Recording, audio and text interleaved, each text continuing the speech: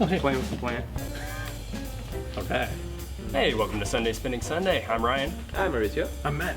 We're here in St. Catharines, Ontario. Amazing little town, very cute little downtown area they have here. My hometown, and we're at our new record store that just opened called Mind Bomb Records. They don't have too many records here yet, but what they do have seems really awesome. A lot of great picks. By the way, you see us doing weird faces because we're in front of a window and we see the weird things passing by, so Yeah. just ignore it. I think I see a hobo right over there.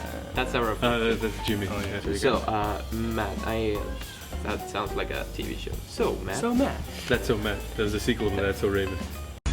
Let's go. You could gaze into the future. What's that?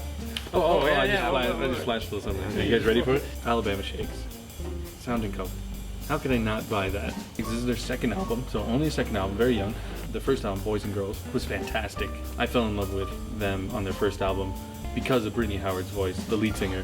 Me and Ryan have seen them on their first album's tour, but so far so good with this album. I have listened to this non-stop already and feel like I know it just as well as the first album. For a second album, I think they really tried to change themselves from the first one. Brittany Howard sings with just this amazing confidence and all different types of genres on this album. On the song called The Greatest on this one, there's actually a punk riff that's reminiscent of like Velvet Underground kind of sound. R&B, you got reggae on here, soul. But with these guys, I mean, they changed it up enough where they didn't need to do something That's drastic. for their third album, Yeah. which will come out. Next time they can do a mix of both, or, you know, just keep on this course, and I think they'll be good. What song is sticking out for you so far? Oh man, I mean, first of all, side B, I think is my favorite side on the album. Side A is great, good introduction, and has Don't Wanna Fight on it, which is the lead single. For me, the song that really sticks out is probably a song called Guess Who, and it might not be the most popular song on this album, and I think people might look over it. Great vocals from Brittany Howard. I mean, pop, reggae, smoky club vibe that you get from it, just this sultry voice, and it just sounds great. There's that. Ooh. Nice. Yeah, 3 sides, 2 LPs. You got the right amount of thickness that Ryan liked. Looking at the blank side, oh, you can see outside from here. Hey, there you go, look at that. Flowers. Oh, by the way, we're also wearing sunglasses because it's summer. Look, we're the Men in Black, guys. It's great. But yeah, Alabama Shakes, Sound the Color, it's been awesome so far. And if this album's any indication, they've only gotten stronger live too, because they sound just that much more confident. Last video that we had, kind of like this with Matt, conversations with Matt, we talked about sort of some vinyl jealousy we had towards Mauricio. You found Hunky Dory, and I'm like, I hated him right away. Because I wanted to find him. Mauricio actually got me Hunky Dory for my birthday. And he hated me. So now he's my friend. That was a long time. I know. I've hated you for such a long time. He didn't tell me because he knew I'd punch him in the face that he had gotten it for his birthday. Yeah. If this one was $1, Mine was a few more dollars than that. And I don't know how much my dollar is worth. Ryan was lucky because the one I found for him was in a better condition. But the luckiest one here, I would say, is Matt because his is in a almost impeccable condition. Impeccable, like really Like amazing. the coverage is clean, the album looks like never played before. It was the luckiest one. What makes mine definitely different is that I don't have the title of the album on mine, like these guys do. I know that mine was an American print. Yeah, this is a Canadian copy. Yours was Yeah, deal. mine's also Canadian. Yeah. Yep, mine is from New York. Can we see your label? We have the Canadian pressing with the orange label there. And there we have Matt's with the New York pressing and a nice RCA label. Yeah, Yep. I like that. Yeah, Really it's got the RCA old logo too. Mm-hmm. The look dog, at the the dog. megaphone. Yeah. Yeah. Classic. I still don't know how it was in that the $1 bin, but for some reason someone included this that it doesn't belong to the album, but it's about energy for the universe from the center of a volcano. It's an album from Santana. It's just a weird thing from another album, and someone put it inside my Hunky Dory. What did I spend? I think I spent $50 on mine. $50. It's not bad. Maybe the most I spent on a record ever. But Ryan spotted it, and I'm so glad he did. And now we all have it, and we're the Bewley Brothers now. So Is it? I don't know.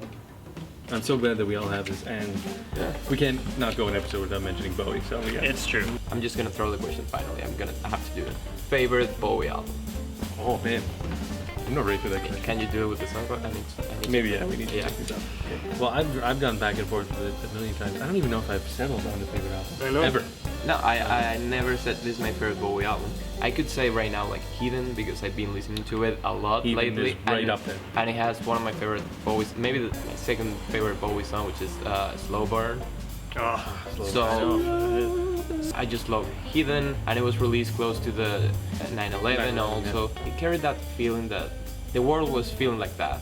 I think that's why not a lot of people know about Heathen, because it was that time, and Yeah, it it's happens just a so lot. difficult. Heathen and Reality too, but Heathen was so good. My favorite off that one, and I go back and forth, but it's got to be 515 and song Heathen as well. Don't forget about Better Future. Took a trip I've been on a waiting for you. Gemini spacecraft. Yeah. Definitely my favorite.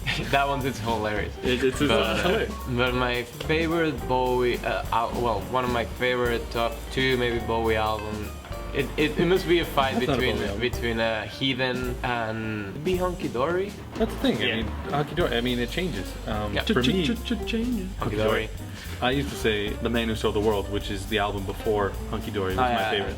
I mean, the song The Man Who Sold the World, which a lot of people know from their Nirvana cover, which is Not great, Nirvana. but not Nirvana's song, Bowie's song. To this day, say that is my actually personal favorite song. I don't even know why. Just the melodies, the way he sings it. Oh, the way he described. I don't know, describes the lyrics is just the fantastic. scene that he depicts. That one marked his Bowie as somebody who was different and could do anything that he wanted, and that shows on the album too, with songs like Width of a Circle, Man Who Sold the World, Superman. I mean, Those were our gateway albums for Bowie. Oh, I just remember Station to Station, sorry.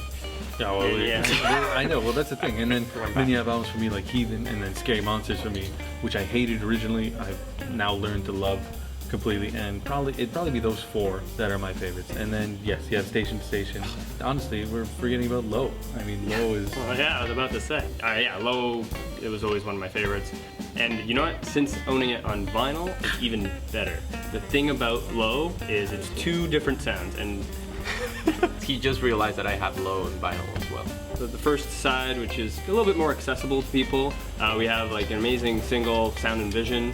One of my personal favorites, Always Crashing in the Same Car. That's probably the favorite song good. on the whole album. So good. This was kind of a joke with him. One of my favorites is actually Be My Wife. It gets me so pumped, and it's just amazing. And I think you like it because they didn't want to put it on the album, Yeah. but we fought for it on the album, and I think that's part of it. And I like it because of that too. Side B is very hard to listen to. A lot slower, a lot heavier, very experimental. This is where he kind of changed the whole format of music. Warsawa, one of the most depressing songs you could just hear. They're so draining. What are you talking about? He did almost the same during Heroes. That Berlin trilogy, the only one that didn't follow the same track was Logic. Another album that really grabbed me after I listened to it on vinyl specifically was actually Young Americans. Yeah. Amazing to listen to on vinyl. It's just so soothing, and you know what? It's something that didn't connect with me when I was listening to it with my iPod, but when I actually, dropped the needle on that, it made me appreciate the album a lot more. And it could be one of my favorites to listen to on vinyl. Another great that could be one of my favorites, Diamond Dogs, another one, great concept album. In comparison to something like Ziggy, from what we've said, I'm gonna still stick with Low. Guys, thanks for being here for this conversation. Thanks to Chris back there. Thanks everybody for listening and being in on the Bowie and record discussion all the time. And thanks for being here, guys. Thanks for being here in my hometown. So yeah, take care guys, see you later, and ciao. See you guys. Well, I'm going to the Delta where I can have my fun. I'm going to the Delta. Those lights in the back looks like someone's making horns.